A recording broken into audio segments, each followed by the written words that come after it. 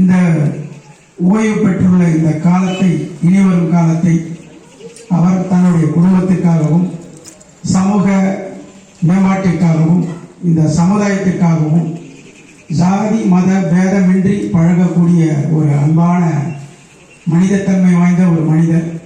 இது ஏன் சொல்றேன்னா, நாங்கள் எங்கள் ஊரில் ஹரி பஜனை வளர்ச்சி போகணும்னு ஒன்று நடத்திக்கிட்டு இருக்கோம். இங்கே வாரந்தோறும் சனிக்கிழமையானால் நாங்கள் பஜனை பாடுவோம். நம்ம இந்து மக்கள் பெரும்பான்மையானவங்க கடந்து போவாங்க. இந்த பஜனை பாடல்களை நாங்கள் பாடுறத பல பேர் கடந்து போவாங்க. 10 ரூபாய் எடுத்து வாழ்த்துறது கூட மனமில்லாத பல பேர் இருக்காங்க. ஆனால் அவர்களுக்கு மத்தியில் வாய் பார்த்தீங்கன்னாக்கா எப்போவுமே அந்த பேதம் இல்லாமல் தன்னுடைய பேரோட உச்சரிக்க வேணாம்னு சொல்லி காசை மட்டும் கொடுத்துட்டு போவார். யோசிச்சு பாருங்க, நம்ம பாடுறது ராமரை பற்றியும் சிவனை பற்றியும் அம்மனை பற்றியும் பாடிட்டு இருக்கோம். அந்த இடத்துல அவர் இந்த பஜனை குழுவுக்காக பணம் வாழ்த்த வேண்டிய அவசியம் அவருக்கு நிச்சயமா என்னை பொறுத்த வரைக்கும் கிடையாது. ஆனா அந்த வேரகம் எல்லாம் பார்க்காம அவரால் முடிந்த டைமுக்கெல்லாம் அவருக்கு நடந்து போகக்கூடிய நேரத்தில் நாங்கள் பஜனை பாடிட்டு இருந்தோம்னா கண்டிப்பா பணத்தை கொடுத்துட்டு போவார். அவரால் முடிஞ்சது 20, 30, 50 அவர்கிட்ட என்ன இருக்கோ அதை கொடுத்துட்டு போவார். அப்படிப்பட்ட ஒரு நல்ல மனம் கொண்ட அந்த மனிதர் இந்த ஓய்வு காலத்தினை நோயற்ற வாழும் குறைவிலா செல்வமும் பெற்று அவருக்கு இன்னும் ஏதாவது கடமைகள் இருந்தால் அதை எல்லாம் வல்ல இறைவன் அவருக்கு அதை கைகூட்டி தருமாறு இந்த நேரத்தில் கேட்டுக்கொள்கின்றேன். அப்புறம் இன்னொரு சின்ன விஷயம் சொல்லணும். நான் சின்ன போதில் கிட்டத்தட்ட 1999 2000 வருஷத்தில் இந்த போஸ்ட் ஆஃபீஸில் சின்ன சின்ன பணிகள் எனக்கு அவர் சொல்லி கொடுத்துருக்காரு.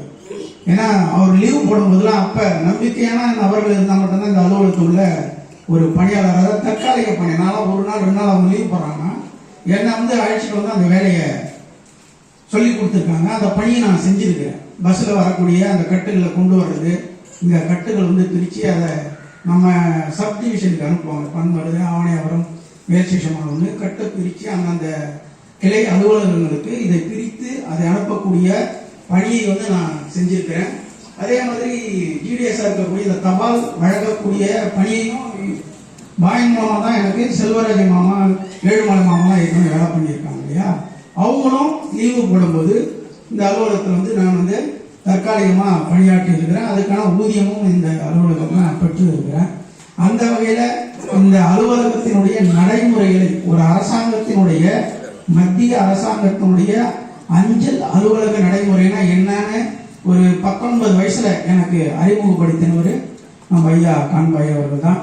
அப்படிப்பட்ட கான்பாய் ஐயா அவர்கள் மூலம் எத்தனையோ பேருக்கு நம்ம ஊர்ல நிறைய நல்லது நடந்திருக்கு. ஏன்னா அப்போலாம் ஒரு 40 ஆண்டுக்கு முன்னாடி பார்த்தீங்கன்னா ஆர்டினா என்னன்னு தெரியாது, டெபாசிட்னா என்னன்னு தெரியாது, போஸ்ட் ஆஃபீஸுடைய சேவிங்ஸ் அக்கௌண்ட்னா என்னன்னு தெரியாது.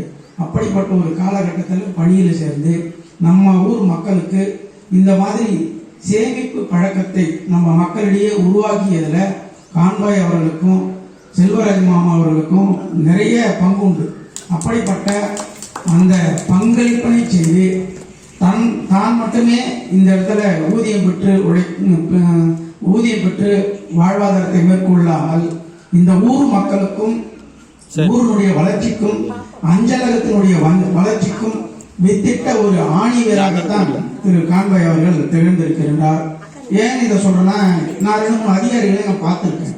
அவங்க வந்தாங்கன்னா எதுவுமே அவங்களுக்கு தெரியாது இல்லையா. நம்ம ஊரை பற்றி தெரியாது, நம்ம மக்களை பற்றி தெரியாது, இங்கே என்னென்ன மாதிரியான மக்கள் வாழறாங்க, அவங்களுடைய அடிப்படை ஆதாரங்கள் என்ன, அதெல்லாம் சரிவர அவங்களுக்கு தெரியாது. ஏன்னா ஒரு அஞ்சல் அலுவலகத்தை மேனேஜ் பண்ணுறது அவங்களுக்குலாம் இப்போ பிரைவேட் கம்பெனி மாதிரி டார்கெட் கொடுத்துருக்காங்க. ஒரு டார்கெட்லாம் கொடுத்து உங்களுக்கு ஆர்பிஎல்ல இவ்வளோ பிடிக்கணும், சேவிங்ஸ் அக்கௌண்ட் இவ்வளோ பிடிக்கணும், ஆர்டி இவ்வளோ பிடிக்கணும், டெபாசிட் எவ்வளோ பிடிக்கணும்னு சொல்லிட்டு ஒரு நெருக்கடி பணிச்சுமை அதிகமாக இருக்கக்கூடிய காலகட்டத்தில் நான் அப்பவே பார்த்துட்டேன். கிட்டத்தட்ட 20 ஆண்டுகளுக்கு முன்னாடியே இதை நான் சொல்றேன். இப்போ அவங்களுக்கான நெருக்கடி இன்னும் அதிகமாக இருக்கு.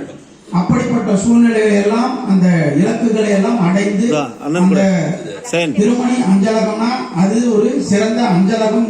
இன்னை வரைக்கும் ஒரு திருவண்ணாமலை கோட்டை அளவில் பெயரெடுத்த ஒரு கிளையாக நமது திருமணி கிராம அஞ்சல் கிளையானது திகழ்ந்து வருகிறது.